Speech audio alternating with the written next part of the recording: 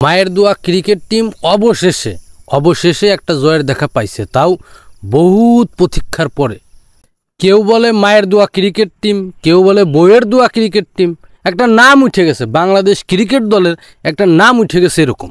ইউএসের সাথে বাংলাদেশ ক্রিকেট দলের যে খেলা, এই খেলাটা আসলে কেমন হওয়া উচিত ছিল সেটা আমরা লাস্ট ম্যাচে খুব ভালোভাবে বুঝতে পারছি। সেটা হচ্ছে যে বাংলাদেশ লাস্ট ম্যাচে যেভাবে খেলছে, তিনটা যে ম্যাচ ছিল, এই তিনটা ম্যাচই এরকম খেলার দরকার ছিল বা এরকম খেলার প্রয়োজন ছিল।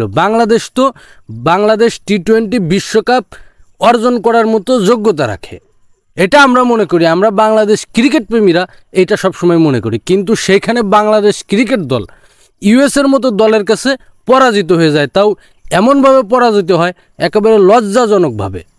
গতকালকে সবার যে পারফরমেন্স ছিল, বাংলাদেশ ক্রিকেট দলের সব ক্রিকেটারের যে পারফরমেন্স ছিল মোটামুটি ভালো ছিল, ভালো বলা যায়। কারণ হচ্ছে মুস্তাফিজুর রহমান 6টি উইকেট পাইছে, 4 ওভার বল করে মাত্র 10 রান দিয়ে 6টি উইকেট পাইছে। এরকমই তো হওয়ার দরকার ছিল, কারণ আমরা তো ইউএসের মতো দল না, আমরা হচ্ছি বিশ্বকাপ অর্জন করব, বিশ্বকাপ জিতবো এরকম একটা দল। সবাই তো এরকমটাই প্রত্যাশা করে, যে যতটুক পারে তার থেকে একটু বেশিই প্রত্যাশা করে। তো আমরাও সেরকম প্রত্যাশা করি। প্রসঙ্গটা যখন বাংলাদেশ দলকে নিয়ে, তো এইখানে অন্য কোনো কথা না বলি। লিটন কুমার দাস, সৌম্য সরকার, তানজিদ তামিম, এরা বাংলাদেশ দলের জন্য কতটা কি করেছে। যেদিন পারফরমেন্স খারাপ হয় সেদিন সবারই পারফরমেন্স খারাপ হয়, আর যেদিন ভালো করে সেদিন সবাই ভালো করে।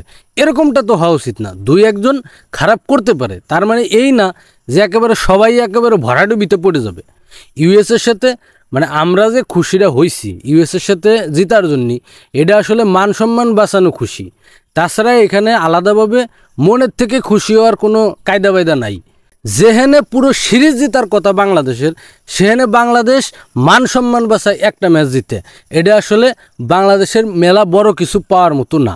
কিন্তু মান সম্মান বাঁচছে এই যে না, শেষ পর্যন্তই একটা ম্যাচ জিতছে, আর ইউএসএকে শুধু সিরিজ জিততে দিছে। বিষয়টা এরকম হয়েছে। প্রত্যাশার থেকে কম করলে পারে, মানে যদি প্রত্যাশার থেকে অর্ধেকও করে তাও তো একটা কথা হয়, তাও তো করতে পারে নাই। তো বাংলাদেশ দলকে সাপোর্ট করে যাব, কিন্তু তাদের খেলার মান ধরন এবং বাংলাদেশ দলের মধ্যে যে রাজনৈতিক দল ঢুকে গেছে বা রাজনীতি ঢুকে গেছে, এটা বাদ দিতে হবে।